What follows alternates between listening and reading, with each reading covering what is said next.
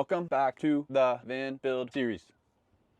Are you tired of people constantly asking where your ceiling is? Are you sick of looking up at that plain metal interior? Are you single and looking for lonely women in your area? Actually, that one's for a different video. Well, I'm going to show you how to create a lightweight, affordable, and visually appealing ceiling for your van. All right, you ceilingless person, let's get into it. I chose cedar for a variety of reasons. It's rot resistant for all you sweaty people out there. It's aromatic for all you stinky people. And if that's not enough, it's an insect repellent so it can keep Mark the mosquito out of your van. That's why I chose cedar, even though it makes my allergies so bad it looks like I have pink eye in both eyes. A good ceiling can make all the difference between people thinking you're a worldly traveler and you're on the verge of homelessness. So let's get into what you'll need for this build. For starters, you're gonna need cedar panels. I got 1/4 inch, 8-foot long cedar tongue and groove panels from Home Depot. They come in a pack of 6. They're pretty cheap. I think it's 30 bucks for a pack. If you count the panels going across my ceiling, you'll need approximately 5 packs. In addition to that, we're gonna need either wood screws or finishing nails. We're also gonna want some 12-volt puck lights, and you're gonna need something called lever nuts or little snap connectors. When we're working with these thin cedar panels, using finishing nails is going to be like a surgeon's scalpel. Using wood screws, on the other hand, is going to be like using Jason's machete. Both are going to cut you up, but the scalpel is probably going to be a little less messy. All I had was the machete. I just had wood screws. I didn't want to spend the 80 bucks on a nail gun because I don't know why. In hindsight, I probably should have, but I didn't. For the sake of the project, it's probably a little bit more work to pre-drill and then put the screws in. But on the plus side, it does give me the opportunity to move these panels around if I need to. Pulling out those finishing nails might be a little bit more work than it is to simply back out a screw. Tools you're going to need for this build are really either a table saw or a circular saw. You're going to need a drill to drive those screws or a nail gun to shoot those nails, or just a good old hammer and some nails. In addition to that, if you followed along with the electrical build, you should have some leftover wire. We're going to use that to connect all our puck lights. It helps if you have an extra set of hands or if you're a Machamp, but if you're lonely and don't have any friends, you can just use a stick. That is your new best friend, Mr. Stick. In my case, I used my old bow staff from karate and a towel to hold the boards up. So for starters, the first board is everything. We really want to make sure that goes on straight, as it's going to set the precedent for all the other boards.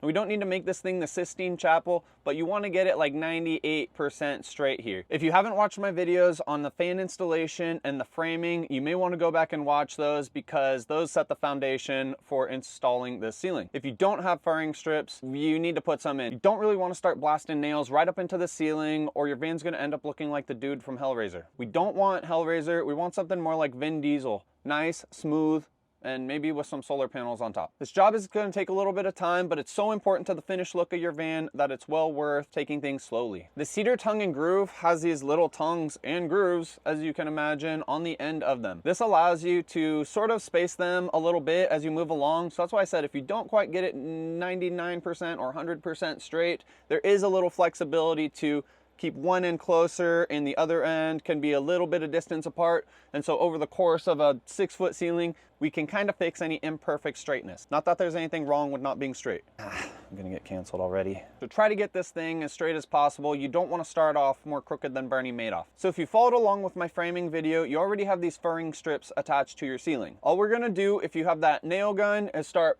blasting nails right into there. If you're using screws, you're gonna want to get a drill bit a little bit smaller than your screw diameter, and you're gonna pre-drill little holes so you don't split any boards, or it's gonna look like the boards that they use in Taekwondo class. Pro tip here, don't attach your cedar planks to all your furring strips just yet. We can do that once all our strips are in, but for starters, maybe do every other one or just like a couple in the middle to hold the board in place. That way you still have flexibility to move the boards around and fit the next board in. If you go ahead and just screw the board in at every furring strip, it's not going to be flexible at all, and getting your next board in right next to it is going to prove really difficult. My van ceiling is 12 feet long and I had 8-foot boards. So what I did was I did one 8-foot board, and then to finish, I did one 4-foot board. You guys want to alternate. You don't want to do all 8-foot boards right next to each other, or you're going to get a weird line looking like the Grand Canyon going across the top of your van. You want to start with an 8-foot, and then next to it will be 4, and then next will be 8, and then next will be 4, and so on and so forth. That way you get alternating finishes on the board and you don't get a hard line, but you get a nice variety. These cedar planks are kind of soft, so when you take your karate stick or your best friend Mr. Stick, put a towel over the top of it so it doesn't dent or scratch your nice cedar ceiling. When it comes time to install these puck lights, depending on the size of your light, you're going to need probably an 1.5 to 2 inch hole saw. The cedar wood is softer than Michelcera, so you're going to want to run that saw in reverse to first score the wood, and then you can run it forward to finish off these holes. Once you have your holes all drilled out, these puck lights just kind of snap into place with their little springs. You're then going to run them in parallel. So all we're going to do is connect the positive wire to the positive wire of the next light and the negative wire to the negative wire of the next light. This is where these little lever nuts come into play. You're just going to strip off the end of the wire, snap a little lever nut on there. And in my case, the lights were spaced far enough apart where I needed to add a little bit of extra wire, but it's no problem. You just snap a lever nut onto the positive of one light, put that extra wire to bridge the gap, then snap it on to the wire of the next light. Repeat that all the way around and do the same for the negatives. Unless you want your lights on all the time, like you're at the pearly gates, you're gonna wanna install a switch. Different switches work kind of differently. In the case of my switch that you can probably see in the background right here, I needed to connect both the positive coming from the lights and the negative coming from the lights, and then coming out of that switch, I had a positive that I ran to my fuse box and a negative that I ran to my fuse box. Collectively, all 8 of these lights pull about 2 amps, so I fused it for 3 amps. If you haven't added insulation to your ceiling already, now is a chance to do that.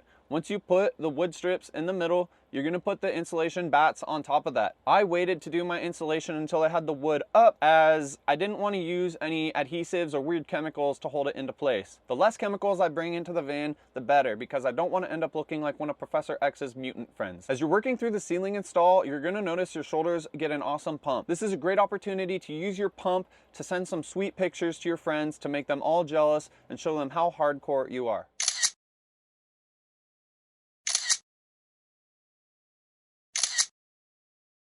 I can't express enough the importance of really taking your time on the ceiling. This is the first part of my van build where I really felt my vision coming into reality. If you want to bring that hot girl or hot dude back to your van, make sure you get a nice ceiling so you don't have to spend the rest of your life next to Mr. Stick.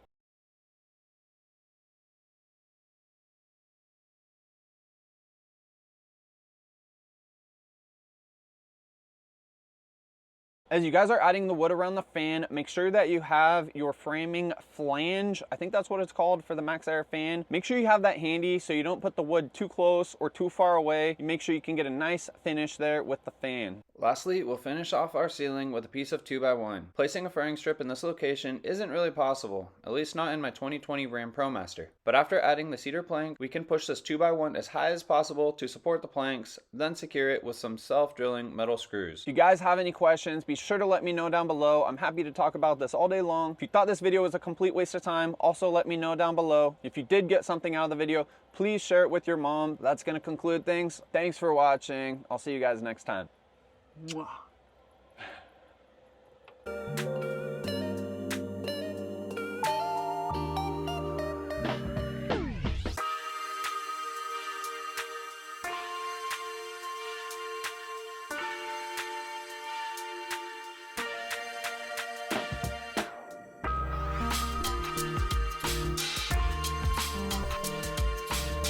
In addition to that, we're going to need the cedar wood is thin.